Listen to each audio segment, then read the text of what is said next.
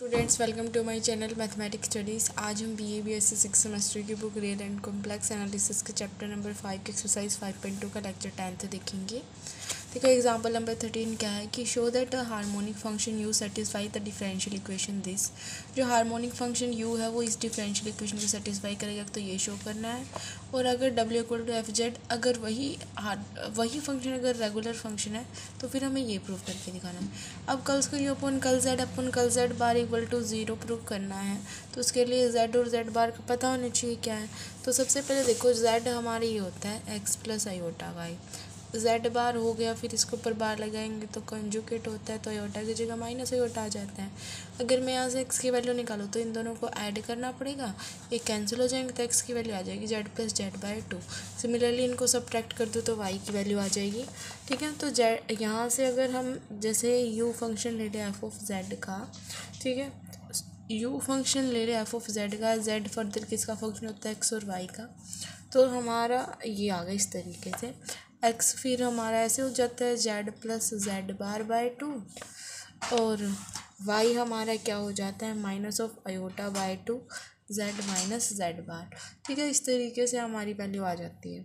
अब मुझे क्या निकालना, मुझे निकालना कल स्क्वायर यू अपॉन कल जेड बार। तो इसका मतलब हमें इसका डेरिवेटिव निकालना पहले जेड बार के रिस्पेक्ट में और फिर जेड के रिस्पेक्ट में।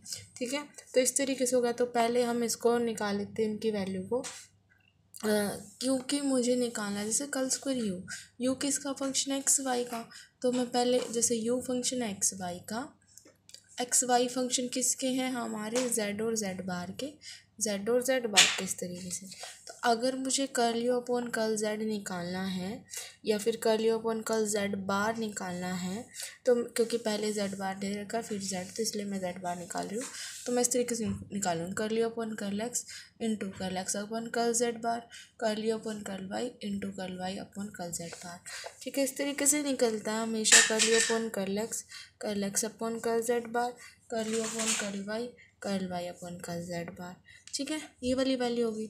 तो इनके लिए मुझे curl you upon curl x चाहिएगा, curl you upon curl y चाहिएगा, और फिर जब बाद में निकालेंगे उनके लिए curl Y upon curl z चाहिएगा और curl Y upon z bar भी चाहिएगा। मतलब ये सारी वैल्यू चाहिए, तो हम इनको जेड और जेड बार के रिस्पेक्ट में डेरिवेटिव कर लेते हैं। Curl x upon curl z क्या हो जाएगा 1/2, curl z x upon curl Z bar क्या हो जाएगा 1/2, curl Y upon curl z क्या हो जाएगा minus of iota by 2, curl Y upon curl Z bar क्या हो जाएगा minus minus plus iota by 2। ठीक है, तो ये वैल्यू हो गई। तब निकालो curl you upon curl Z bar, curl you upon curl x into curl x upon curl Z bar, curl you upon curl Y into curl Y upon curl Z bar. Curl you upon curl x की value कितनी है 1/2, curl you upon curl y की value कितनी है यहाँ पे, curl you upon curl x और curl you upon curl y की वैल्यू तो इसमें है नहीं। Curl x upon curl Z bar और curl Y upon curl Z bar की वैल्यू है। Curl x upon curl Z bar की वैल्यू है हमारे पास 1/2, curl Y upon curl Z bar की वैल्यू है हमारे पास आयोटा बाय 2। तो 1/2 तो कॉमन ले लेंगे, इसके साथ अंदर बच जाएगा आयोटा, और ये क्या हो जाएगा हमारा यहाँ पे curl of U by curl of Y. इसकी वैल्यू आयोटा बाय 2 थी, तो ये आयोटा 2 कॉमन ले लिया, तो curl you upon curl Z bar की वैल्यू आ गई है।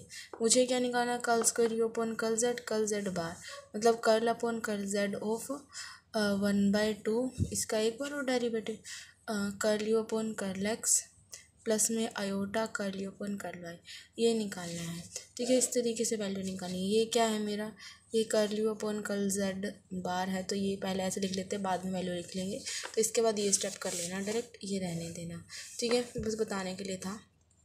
तो ये हो गया। अब इसको किस तरीके से सॉल्व करेंगे, इस तरीके, ठीक है, ये हो गया हमारा। उसके बाद हम क्या करेंगे, अब फिर से इसका उसी तरीके से जैसे मैंने ये बताया ना कि यू एक्स वाई का फंक्शन है, एक्स वाई जेड और जेड बार के फंक्शन है, इसी तरीके से सिमिलर तरीके से दोबारा हम वही करेंगे, चेन रूल अप्लाई कर देंगे। इसके अंदर हमारा क्या हो जाएगा, देखो कर्ल अपॉन कर्ल एक्स इसका, और फिर एक्स का जेड के रिस्पेक्ट में, curl x upon curl Z. ठीक है, फिर कर्ल अपॉन कर्ल वाई इसका, और फिर वाई का जेड के रिस्पेक्ट में। ठीक है, समझ गए, ऐसे करना है इसको। तो देखो, curl you upon curl x into curl x upon curl Z, curl you upon curl Y into curl Y upon curl Z, बस ये किया है। क्योंकि यहाँ पे यू की जगह ये वाली टर्म थी तो इसलिए थोड़ा अलग सा लग सकता है। और अगर आपको ऐसे भी बिल्कुल ही ध्यान ना आए कि एंड टाइम पे क्या करना है, तो हमें क्या निकालना है, जैसे curl upon curl Z of इसका, ठीक है। तो क्या करो, सिर्फ कर्ल एक्स से इस तरीके से मल्टीप्लाई डिवाइड किया और कर्ल वाई से। चेन रूल में ऐसे ही करते हैं ना, तो ऐसे ध्यान रख लेना अगर ऐसे याद ना रहे तो, क्योंकि इसमें थोड़ा अजीब लगेगा आपको, ठीक है। तो इसकी वैल्यू क्या थी, ये वाली, तो ये वाली वैल्यू पुट कर दो। 1/2 curl you upon curl x plus iota curl you upon curl Y curl x upon curl Z, अब प्लस में कर्ल अपॉन कर्ल वाई, इसकी वैल्यू 1/2 बाहर ही ले लेते, वैसे कोई बात नहीं, 1/2 और curl you upon curl x plus iota curl you upon curl Y, ये वाली भाग इस तरीके से। अब 1/2 बाहर ले लो, ठीक है, ये हो गया। इसकी मल्टीप्लाई कर दो अंदर, क्या हो जाएगा, जैसे curl square you upon curl x square हो जाएगा, ठीक है। सिमिलर तरीके से यहाँ पे क्या हो जाएगा, curl square you upon curl Y square, curl x upon curl Z की वैल्यू 1/2 है तो इसकी वैल्यू 1/2 हो जाएगी। और जो हमारी curl Y upon curl Z ये वाली, इसकी वैल्यू क्या है, curl Y upon curl Z की वैल्यू है -(अयोटा/2), वो वाला 1/2 और आ जाएगा एक।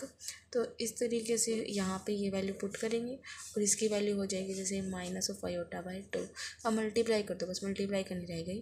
देखो क्या हो गया, ये 1/2 तो बाहर ले चुके हैं, तो curl square you upon curl x square plus iota curl square you upon curl Y square, curl square you upon curl Y curl x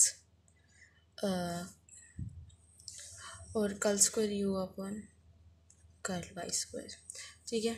ये हो गया हमारा इस तरीके से। उसके बाद हमें क्या करना है, यहाँ पे -(अयोटा/2) है, इस 2 को 1/2 को तो ले लो बाहर, तो वो बन जाएगा 1/4। ये बच गया curl square you upon curl x square plus iota curl square you upon curl Y curl x, multiply करो -(iota curl square you upon curl Y curl x -(iota curl square you upon curl Y square), cancel. यहाँ पे बच गया curl square you upon curl, ये आप बाद में लिख लेना कि ये इस तरीके से इक्वल है तो ये कैंसिल हो जाएंगे और ये इक्वल हैं होते हैं हमारे।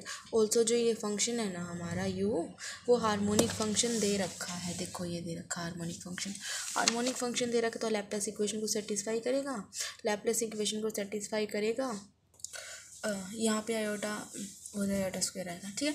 तो लैप्लेस इक्वेशन को सेटिस्फाई, अयोटा स्क्वायर की वैल्यू 1 हो, -1 +1 हो जाएगी फिर, तो फिर ये curl square you upon curl x square plus curl square you upon curl Y square क्या हो जाएगा, 0 हो जाएगा। तो इसका आंसर 0 आ गया। एक बार और देखो, अब शो करना था हार्मोनिक फंक्शन यू सेटिस्फाई करेगा इस डिफरेंशियल इक्वेशन को, तो यू मैंने ले लिया, ठीक है। उसके बाद एक्स निकाला और वाई निकाला, ये आगे निकालने ही तो आगे थे ना, जेड होता है x plus iota y, z bar x minus iota y, solve करोगे तो इस तरीके से आ जाएंगे, curl x upon curl Z, curl x upon z bar, curl Y upon curl z और curl Y upon curl Z bar निकाला है, ठीक है। फिर निकालना तो क्या था, curl you upon curl Z bar, तो यू एक्स वाई का फंक्शन, एक्स वाई जेड और जेड बार के फंक्शन, तो u curl you upon curl x upon curl Z bar होगा, curl you upon curl Y upon curl Z bar हो जाएगा। फिर उसके बाद इनकी जिनकी वैल्यू थी वो तो पुट कर दी और बाकी ऐसे रख ली। अब ये वैल्यू निकालनी तो curl upon curl Z of this X Y Y, ऐसे कर लिया। इसकी वैल्यू यहाँ पे पुट कर दी, इसकी वैल्यू यहाँ पे पुट कर दी, सिंपल मल्टीप्लाई करके आंसर आ गया, क्योंकि ये हार्मोनिक फंक्शन था और ये इस तरीके से इक्वल हो जाएंगे, तो ये हमारा क्या गया, 0 आ गया। अब बिल्कुल कंडीशन तो वही है हमारी, कंडीशन तो वही है, फंक्शन हमारा एनालिटिक हो गया। और अगर ये चीज़ हो गई तो हम किस तरीके से प्रूव करेंगे, अब ये बात है कि हमें ये चीज़ प्रूव करके दिखानी है इक्वल टू 0। देखो सेकंड पार्ट के लिए हम क्या करेंगे, अब जैसे पीछे हमारे क्वेश्चन में क्या दे रखा था, पीछे हमारे जैसे ये तो कैंसिल हो गए थे, पीछे हमारे क्वेश्चन में दे रखा था हार्मोनिक, इस वजह से हमने ये भी 0 बना दिया था, क्योंकि अब जो हमारा फंक्शन है वो रेगुलर है, मतलब एनालिटिक है। तो एनालिटिक होगा तो ये हम इस तरीके से लिखेंगे, ये हमारी किसकी, curl square you upon curl Z bar equal to 1/4 curl square you upon curl x square plus curl square Y upon curl Y square, curl square you upon curl Y square, ठीक है। तो इस तरीके से लिखूंगी मैं इस value को। अब तो curl square you upon curl Z bar equals to हो गया था 1/4 curl square you upon curl x square plus curl square you upon curl Y square. 4 को उधर लेके जाओ तो 4 curl square you upon curl Z bar curl square you upon curl x square plus curl square you upon curl Y square. देखो ये हो गया, ठीक है। अब इतना हो गया, अब हमें क्या करना है, हमें क्वेश्चन में ये निकालना है, ये चीज़ निकालनी है। आप क्वेश्चन में देखना सेकंड पार्ट में ये चीज़ निकालने के लिए बोल रखी है।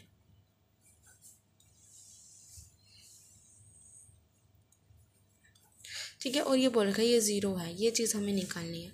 अब देखो यहाँ से curl square upon curl x square, ये बस अगर मैं यू कॉमन लेके ऐसे वैसे दिखाना नहीं, बस वैसे बता रही हूँ, ये कैंसिल कर दें तो इसके जगह हम ये लिख सकते हैं ना, इस वाले के जगह 4 into curl square upon curl Z bar और log of f dash z, ये हो गया इसका मोड ऐसे।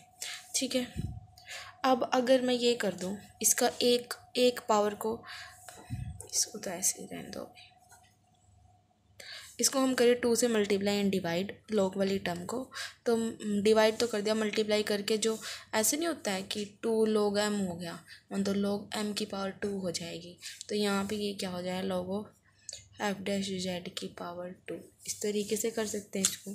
तो ये हमने ऐसे कर दिया, कैंसिल हो गया, तो 2 curl square curl F Z log of f dash z का मोड का स्क्वायर, इस तरीके से होगा। ठीक है, हमारे पास प्रॉपर्टी होती है कि जो मोड ऑफ जेड का स्क्वायर होगा वो जेड बार के इक्वल होता है। जैसे mode of f dash Z है तो ये होगा एफ डैश जेड और एफ डैश जेड का बार, इस तरीके से ओपन होगा। ये हमारी प्रॉपर्टी होती है curl z upon curl Z bar. तो log of f dash z और एफ डैश जेड का बार इस तरीके से होगा। log m into log n होता है log m plus log n। ठीक है, तो 2 of curl square upon curl Z bar log f dash z plus log f dash z bar, इस तरीके से होगा। इसका डिफरेंशिएशन करेंगे अगर हम, जैसे इसका डिफरेंशिएशन मैं करूँगी ना, जैसे ये तो z है, एक बार इसका z बार के रिस्पेक्ट में होगा तब ये ख़त्म होगा, और जब इसका z के रिस्पेक्ट में होगा तब ये ख़त्म होगा, तो इनका आंसर 0 आ जाएगा, सिंपल है। ठीक है, तो ये था आपका क्वेश्चन नंबर 13। अब जो नेक्स्ट है ना वो अलग कंसेप्ट शुरू होगा, तो वो हम नेक्स्ट लेक्चर में ही करेंगे। Thank you guys for watching my video, please do like share subscribe to my channel. Thank you so much.